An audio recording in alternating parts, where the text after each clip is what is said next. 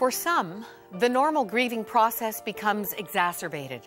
The usual symptoms of grieving, depression, sleep and appetite disturbances, reduced sex drive or preoccupation with the deceased, worsen over time.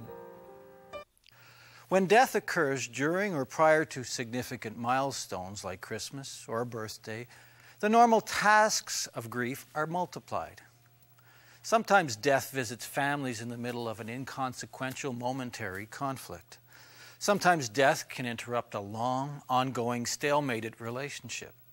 In either case, the survivor can be left with a residue of unresolved guilt, anger, sadness, or pain.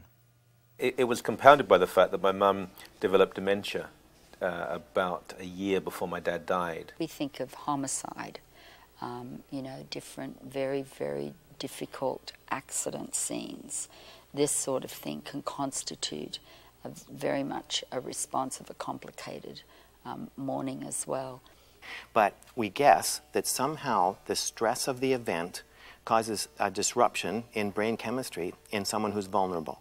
If they're traumatized in any significant way, in a mechanism that we don't understand, it could drop their serotonin levels even further and put them into greater or their initial clinical depression. So it is possible, but there are mechanisms we don't understand.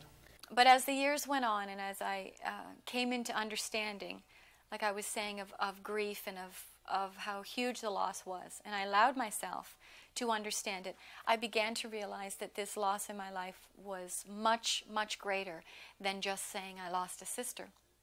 I had, without doubt,